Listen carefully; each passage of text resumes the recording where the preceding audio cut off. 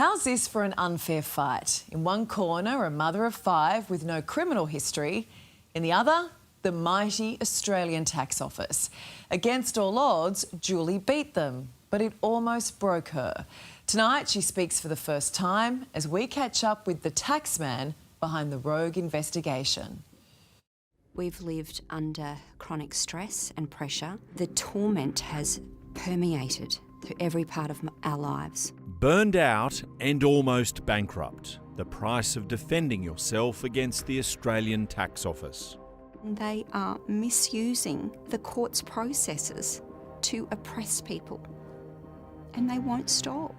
These people are being bullied in ways that are at odds with any principle of natural justice. Yet the ATO officer exposed for this rogue investigation continues collecting his taxpayer-funded salary. Why did you lie, Anthony? We can only identify this woman as Julie Clark, a pseudonym provided by the Supreme Court after her stunning victory against the ATO. She's a mother of 5 with no criminal history, who has been on bail for 7 years, at one point reporting to a police station 3 times every week. This saga's been going on for 7 years. How has it affected you physically, mentally and emotionally? Emotionally, suffering from depression, having to go to the GP. I was prescribed antidepressants. If it was not for my husband and the love of my family, I don't think I would be here. Many times I had contemplated ending my life because I couldn't go on. There was no one to help me through this process. No one was listening. This is her heading into court, alone with a suitcase packed full of documents, fighting for her freedom. Up against a team of lawyers and barristers representing the ATO, David stood a far better chance against Goliath. The ATO has destroyed all of my companies. We could not afford millions of dollars on legal representation, so I was left to do this on my own. Julie's alleged crime was claiming a tax offset on a therapeutic drug she was developing to treat cancer, obesity and diabetes.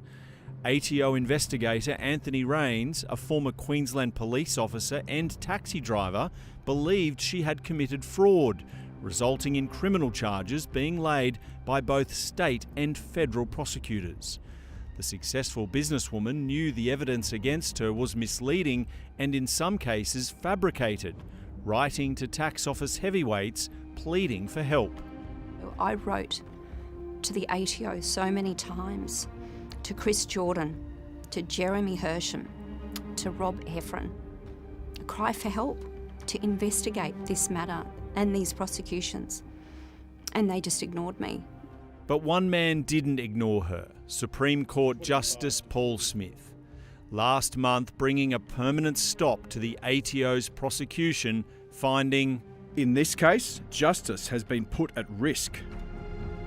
The conduct of the ATO has brought the administration of justice into disrepute. The defendant must have been absolutely fearful of being unjustly convicted, which would carry a sentence of several years in jail, and she must have felt that no one was listening to her." How did it feel that someone, a Supreme Court judge no less, finally listened to you? I just felt relief and gratitude. He allowed me to be heard, to hold fair hearings, allowing this evidence to come through subpoenas, that he wanted to find the truth. What's happened to Julie so far could happen to any of us. Federal MP Andrew Wilkie is concerned at the ATO's brutal treatment of some taxpayers. In July, we exposed the case of businessman Jay Jang, who was also facing jail, along with 2 of his employees, in another flawed investigation conducted by Anthony Rains. They've got an important job to do. They've got a lot of good officers working in the ATO. But I see a sometimes rogue government agency that has deep systemic and cultural problems, and sadly, I think some very dark corners. Well, they need to be found and stamped out. Instead of stamping out rogue behaviour, investigator Anthony Rains is still an employee of the ATO. We located him out walking his dog in a quiet village not far from Brisbane. G'day, Anthony. Dan Nolan from ACurrentAffair. Just had a few questions for you. Why did you lie, Anthony? The Supreme Court found 11 separate points of misconduct that Rains engaged in.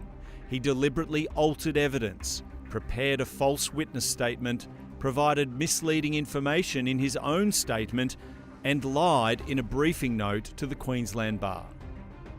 A judge found 11 examples of misconduct involving you.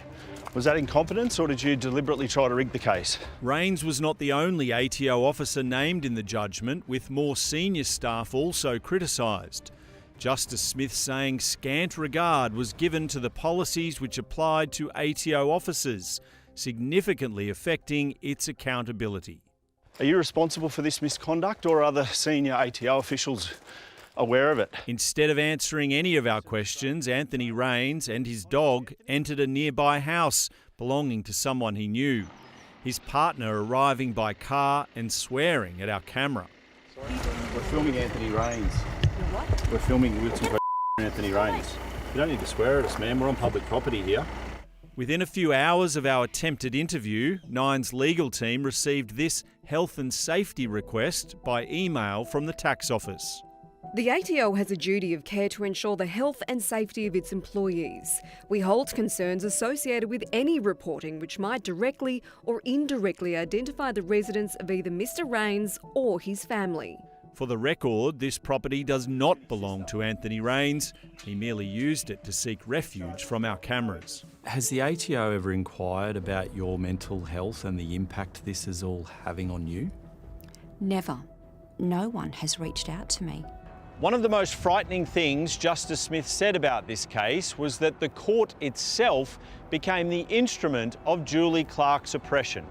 Now, instead of turning over a new leaf and bringing an end to unethical and heavy-handed pursuits of taxpayers, the ATO is doubling down, launching an appeal aiming to take Julie back to court all over again.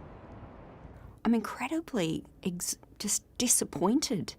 There are serious findings against not just Anthony Rains but others in the prosecution, and they've taken no accountability. They do not aim to or try to deal with those findings. They've just filed an appeal. I am astounded that the ATO is appealing it. The fact that the ATO would think it appropriate to go back and continue to use the court against Julie, and at the same time to rack up an enormous bill. Millions of taxpayer dollars have already been wasted in this flawed case, and it's far from over. The ATO is continuing to use the court as a device to punish her even further. This is really alarming behaviour. I mean, hasn't the government learned anything from robo-debt? An ATO spokesperson declined to answer a series of our questions about what it's doing to review all cases Anthony Rains has ever worked on, including current prosecutions still before the courts. The ATO will not comment further while the matter is before the courts. The decision to appeal the judgment, including the grounds of appeal, is made by the CDPP. Are there innocent Australians in jail because of your misconduct, Anthony? I think the government has to stop being hands-off. They need to be hands-on. They need to do a deep dive into the ATO and stamp out these problems and turn it around. It is extraordinary. And can you imagine 7 years of your life and it's still not over for Julie and her family? The minister responsible for the ATO, Daniel Molino, has been in a cabinet meeting all day, so couldn't send us a response in time. Minister, we'll be waiting to hear what you have to say to taxpayers.